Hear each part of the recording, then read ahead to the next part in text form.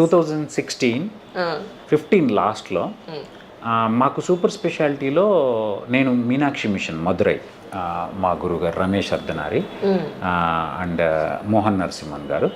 So నాకు 40th rank national లెవెల్లో మంచి ర్యాంక్.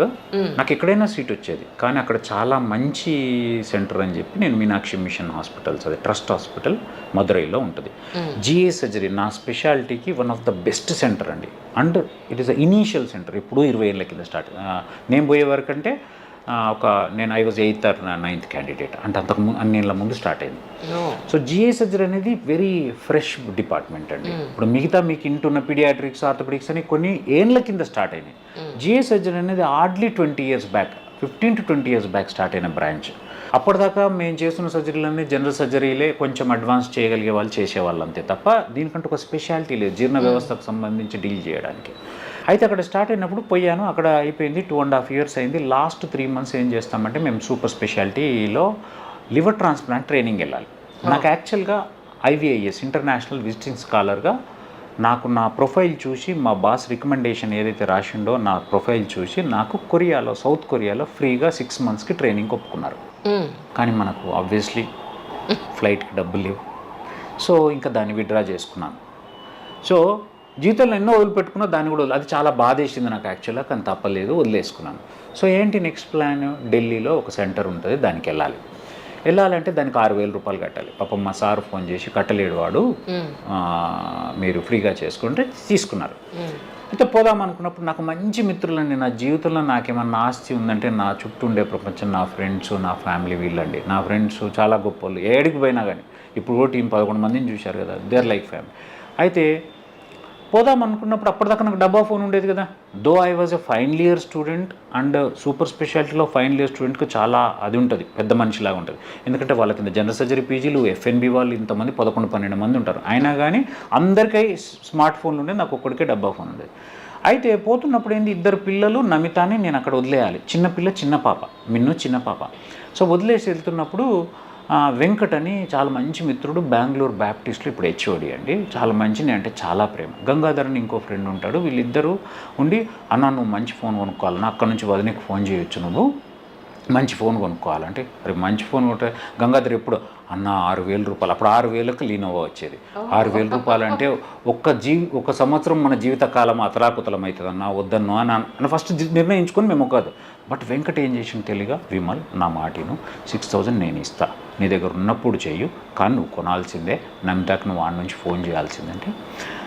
నేను ఎర్రోని కదా, స్టార్ట్ చూసి సరే అన్న మరి కష్టమవుతుంది అన్న ప్లీజ్ అన్న అంటే, నువ్వు ఆగు అని చెప్పి లీనోవో ఫోన్ కొనుక్కొచ్చేసారు. కానీ నేను ఎంత ఎర్రోని అంటే, నేను దాంట్లో నుంచి వీడియో కాల్ చేయాలంటే ఆపోజిట్ పర్సన్ కూడా ఉండాలి కదా, నా భార్యకు కూడా ఉండాలి. ఒక్కరికి ఉంటే కాదు కదా. దానికి వాళ్ళకి ఆల్రెడీ వెంకటన్నకి ఐడియా ఉంది. సో అనగానే వచ్చింది, ఆనందపడుతున్నా. ఫోన్ చూసినా నాకు అందరికి ఎప్పుడో కోరిక, ఆ వాట్సాప్ అనేది ఒకటి ఉంటుంది, దాంట్లో నేను ఫోటోలు, నా సర్జరీ ఫోటోలు తీసుకోవాలా, ఎక్స్రేలు, సిటీ స్కాన్లు తీసుకోవాలని ఒక కోరిక, నాకు ఒక పెద్ద డ్రీమ్. ఐఎమ్ టాకింగ్ అబౌట్ 2016 అండి, వెరీ రీసెంట్ కదా. నేను అప్పుడు నా సూపర్ స్పెషల్. సో అంటే ఏందన్నా ఇంత మోసం చేసినావు అంటే, నాకు ఇది తెలుసు, నన్ను తగ్గు కొందాం అన్న. ఏందన్నా 2 ఏళ్ళ జీవితకాలం అతలాకుతలం అవుతుందన్న, 6,000 అని అంటే, లేదు విమల్ నీకెందుకు బాధ, వీ హ్యావ్ ఏ ప్లాన్ అని చెప్పి నమితా గుడి ఇప్పించారు. నమితా గుడి ఇప్పిస్తే అప్పుడు నేను ఢిల్లీ పోయినప్పుడు తనతో ఫోన్లో మాట్లాడడానికి అప్పుడు ఫస్ట్ టైం స్మార్ట్ ఫోన్ కొనుక్కున్నాను. So that is story of smart phone. తిరిగి ఇచ్చాను, బట్ తిరిగి ఏదన్నా ఇవ్వగలుగుతామండి, కానీ ఇచ్చిన టయాన్ని ఎప్పుడు తిరిగి ఇవ్వలేదు. నేను I feel in that gratitude. నాకు ఇప్పటికీ నేను MBBS చదువుకునేటప్పుడు అంటే మా కుటుంబం నాకు పెట్టలేని, అంటే నేను ఫస్ట్ ఇయర్ వరకు కొంచెం నెలకి 750 రూపాయలు, 700 మా ఇద్దరు అన్నలు పంపించేవాళ్ళు, 750. బట్ దాని తర్వాత పాపం వాళ్ళే ఇంకా బాగా అదైపోయేసరికి నేను సెకండ్ ఇయర్ నుంచి MBBS, నేను గాంధీ మెడికల్ కాలేజే, బట్ స్టిల్ మనకు చదువుకోవడానికి ఎంతో కొంత, అంటే హాస్టల్లో ఉండడానికి ఈ ఎంతో కొంత నార్మల్ లైఫ్ కూడా డబ్బులు. అదానికి మించి నాకు టీబీ రావడం వల్ల టీబీ మందులే 4,600 రూపాయలు. ఆ కాలంలో 4,600 అంటే చాలా ఎక్కువ. సో అప్పుడు దేవుడి దయవల్ల అప్పుడు చంద్రబాబు నాయుడు గారు సీఎం ఉండేవారు. నాకు కొంతమంది పొలిటీషియన్స్ ద్వారా వీళ్ళు చెప్పడం వల్ల అంటే పెళ్ళి అయిన తర్వాతే మీకు టీబీ వచ్చిందా? లేదు, పెళ్లి కాకముందు నేను talking about MBBS. Yeah, yeah. So అయితే అప్పుడు పాపం సీఎంఆర్ఎఫ్ ఇచ్చారు. సీఎం రిలీఫ్ ఫండ్లో 70,000 ఇస్తే చెస్ట్ హాస్పిటల్ ఉంటుంది ఎర్రగడ్డలు, అక్కడ నేను ఫ్రీ మందులు తీసుకునేవాడిని. ఫ్రీ మందులు తీసుకొని వేసుకునేవాళ్ళని. బట్ డే టు డే లైఫ్కి డబ్బులు అవసరమయ్యాయి కదా. సో దానికి నేను ఇంకా second year of my MBBS నుంచే నేను బాబే. సో చాలామంది సాయం చేశారండి. 10,000, 20,000 అందరికీ తిరిగి ఇచ్చాను. బట్ అందరూ సాయం చేసి, నేను అదే చెప్తున్నా, తిరిగేయడం అంటే నాకు ఈ విషయం గుర్తుకొచ్చి చెప్తున్నాను. ఎందుకంటే వాళ్ళు ఇచ్చిన టయాన్ని తిరిగేయలేమండి. వాళ్ళు 5,000 అయినా 10,000 అయినా వాళ్ళకు దాంట్లో అందరు నాకు ఇచ్చేవాళ్ళు వ్యవసాయదారులు, ఇంటి చుట్టూ ఉన్నోళ్ళు, చుట్టాలు, బంధువులు, దోస్తులు, ఫ్రెండ్స్. సో కాబట్టి వాళ్ళు డబ్బులు తిరిగి ఇవ్వగలుగుతానేమో, కొంతమందికి వడ్డీ ఇవ్వగలిగానేమో, బట్ ఆ టయాన్ని అయితే నేను ఎప్పటికీ తిరిగేయాలి. అందుకే నాకు ఇప్పటికి ప్రతి మనిషి ఎవరు 5,000, 10,000 ఇచ్చారో కూడా మైండ్లో పెట్టుకుంటాను. కానీ ఆ టైంకి మన అవసరానికి వాళ్ళు ఆదుకున్నారు. చాలా గొప్ప అండి, చాలా. ఎందుకంటే నాకేముందని ఇవ్వాలి వాళ్ళు. నేను చదువుకుంటానో తెలియదు, నాది ఎంబీబీఎస్ కూడా అయిపోలేదు. ఎంబీబీఎస్ చదువుతున్నాను, నా వెనక ఏ ఆస్తి లేదు. నాకు ఆల్రెడీ టీబీ వచ్చి, అది ఎండిఆర్ టీబీ వచ్చి ఉన్నాను. ఒకప్పుడు ఎండిఆర్ టీబీ అంటే it was equal to very very dangerous. అప్పుడు మెడిసిన్స్ కూడా లేవు. నాకు బాగా గుర్తు, నవనీత్ సాగర్ రెడ్డి గారని పల్మనాలజిస్ట్ ఉండేవారు అక్కడ.